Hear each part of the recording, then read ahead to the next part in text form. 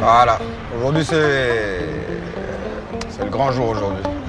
Aujourd'hui parce qu'on va aller à Guédiawaye, c'est où il y a ma fondation. Donc voilà, aujourd'hui c'est the big day, the big day. La corniche se réveille et Dakar se découvre aux yeux de Patrice Evra. À 34 ans, il est enfin de retour sur les terres qui l'ont vu naître. Ça faisait 29 ans que j'avais pas remis les pieds au Sénégal. Donc voilà, je reviens pour quelque chose d'important, je reviens pas pour des vacances, je revenais en mission. Cette mission passe par le centre-ville de Dakar avec une réunion au siège de l'UNICEF qui l'accompagne dans ses actions au Sénégal. Il vient voir si son orphelinat qu'il finance depuis 2012 se porte bien. Bonjour. Bien. Ça va? Oui, ça va. Vous allez Enchanté, bien? ça va très bien. Ça, ce sont les principales causes de mortalité ici au Sénégal. Il y a des maladies comme le paludisme, le diarrhée qui continuent et la malnutrition qui continue à tuer presque 2 tiers des enfants moins de 5 ans. Maintenant, c'est comment faire avancer les choses et comment bouger les choses. C'est pour ça que je suis là aujourd'hui, mais c'est pas on m'a raconté, j'ai vu de mes propres yeux. Donc quand tu vois de tes propres yeux, voilà, donc tu as un cœur et c'est là. Ton action est encore plus importante. Donc non, moi, je voudrais tout d'abord vous remercier parce que ça a été très bien expliqué. Et voilà, maintenant, à l'arrivée, il faut toujours trouver des solutions. Je suis très pointilleux, j'ai pas peur de poser les questions parce que voilà, c'est aussi mon argent. Et quand je mets mon argent quelque part, je veux que ça, on va dire, ça atterrisse là où ça doit atterrir.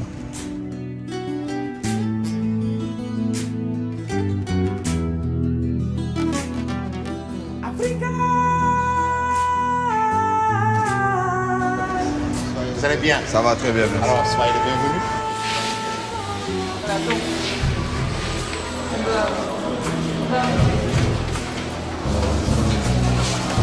Donc ce lieu, c'est le lieu que vous avez financé. Donc c'était en juillet 2012.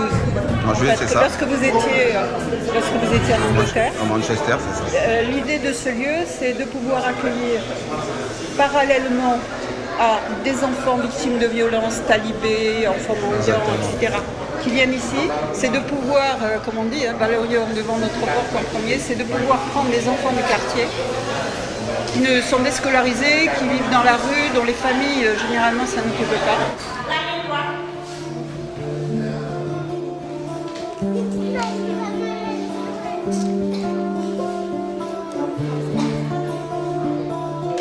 De savoir qu'on a des soutiens de temps en temps quand vous allez entendre parler du Sénégal, de penser que vous avez votre propre centre, qu'il est à vous que ces enfants sont là à côté de vous, ça vaut tous les millions du monde. Oh, moi, je suis fier de vous. Il n'y a pas d'autre mot.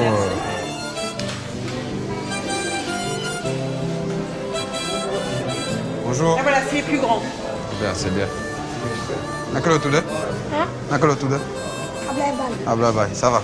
Grand capitaine de l'équipe de France. Merci, c'est gentil. C'est une fierté pour lui. C'est une fierté pour lui. Ah, je lui ai dit, lui, il est fan, mais c'est moi qui est fan de lui. Avec ce qu'il fait pour les enfants. Oui, oui. C'est moi le plus grand fan maintenant. En fait, là, c'est le réfectoire. Ils mangent là. Ah, il mange On ici. a la cuisine qui est juste à côté. Et voilà notre quartier. Medina Gounass, à peu près 65 000 habitants, 52% de moins de 18 ans, une seule école, 690 places.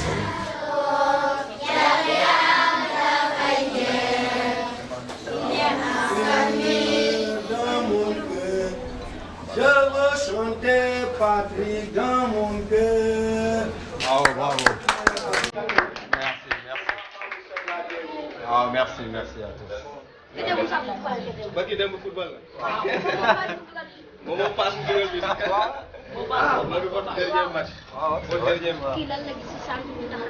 Ah d'accord. Il demande votre avis par rapport au centre. Comment vous avez vu le centre? C'est ce qu'il est en train de demander. Le centre, bien, on peut améliorer beaucoup de choses. Et c'est pour ça que je suis venu aujourd'hui. Mais le plus important, c'est il faut qu'ils se sentent chez eux, ici. En fait, ils parlent le peul, moi je parle le wolof.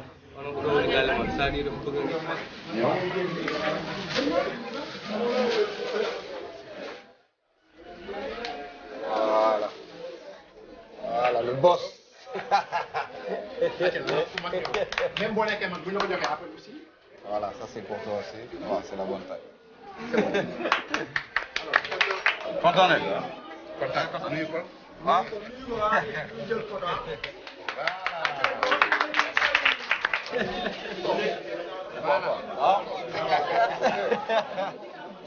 Voilà. C'est bien. Ah, c'est bon.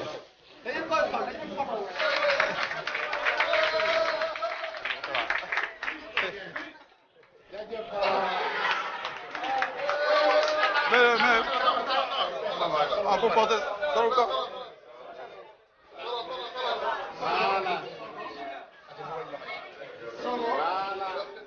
Voilà, qui c'est le vrai?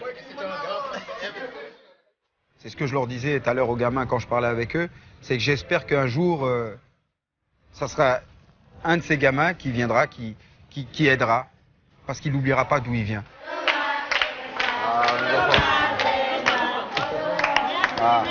Merci à vous. Merci. Attends, allez, on continue, on est ensemble. Merci, merci, continue. Merci. Merci. Au revoir. Je vous aime. Au revoir. Au revoir. Evra enchaîne tous ses rendez-vous au pas de course. Sans oublier le Lac Rose, site classé au patrimoine culturel de l'UNESCO, où il va découvrir au fil de l'eau les techniques d'exploitation saline.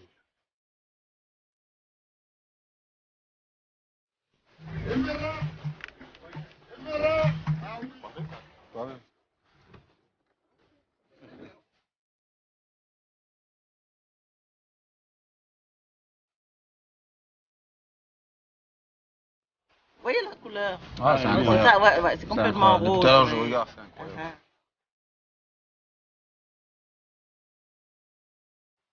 Là, il récupère le sel, vous allez voir. Il le filtre au niveau de l'eau. Ah.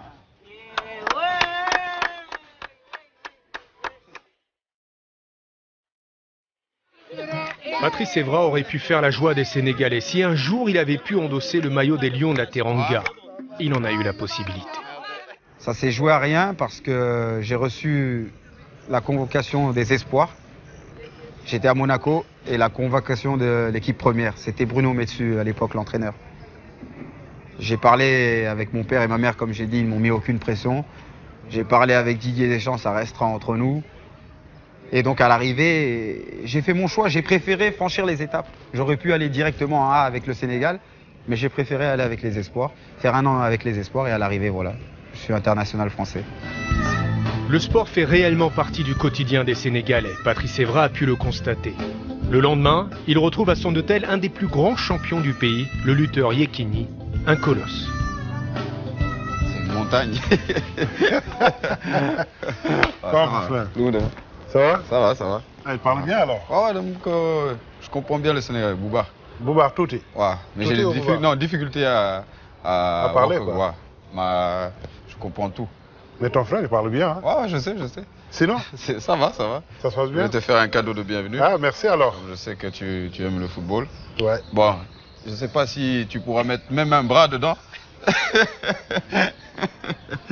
Regarde bien. Ah, ça va, il va rentrer. Ah, ça fait plaisir. Dans la lutte sénégalaise, Yekini est un dieu. Une lutte où les coups à main nue sont autorisés. L'empereur des arènes, aujourd'hui à la retraite, est resté invaincu pendant 15 ans.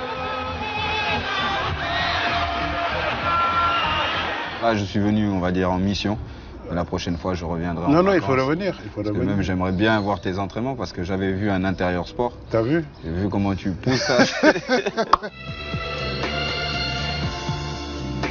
Let's go. Good. Get up. 2. Good. 2.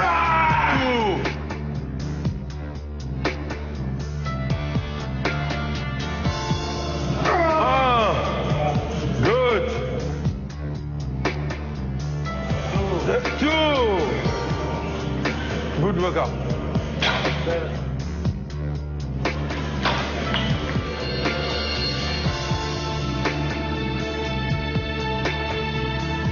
Marche.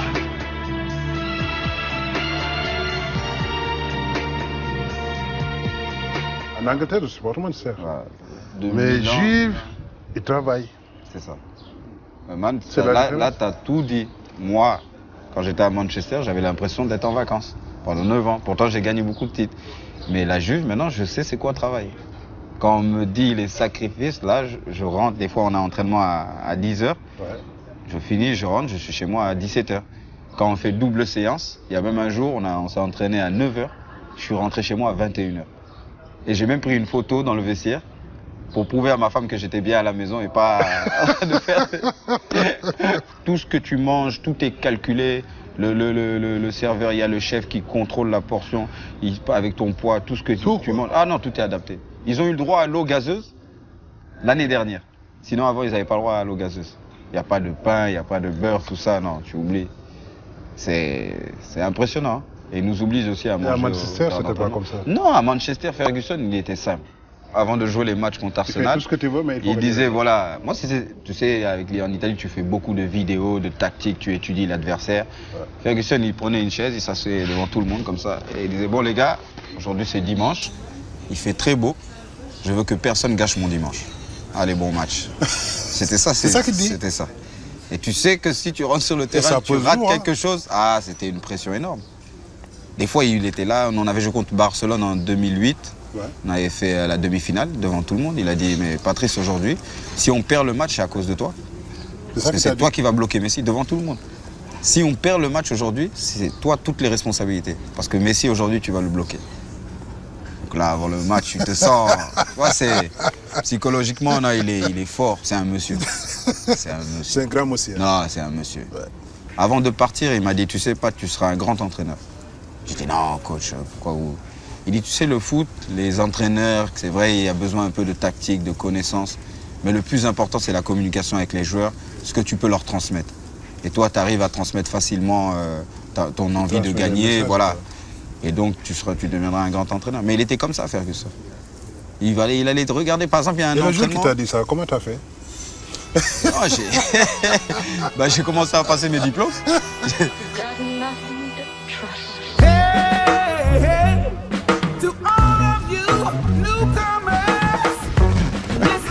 Je vais faire l'échauffement avec vous. Comme ça, vous allez me montrer comment on s'échauffe.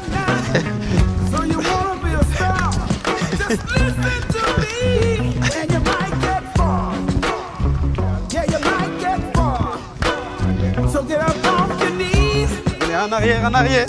En avant, en avant. Nous, on fait nous trois. 1, 2.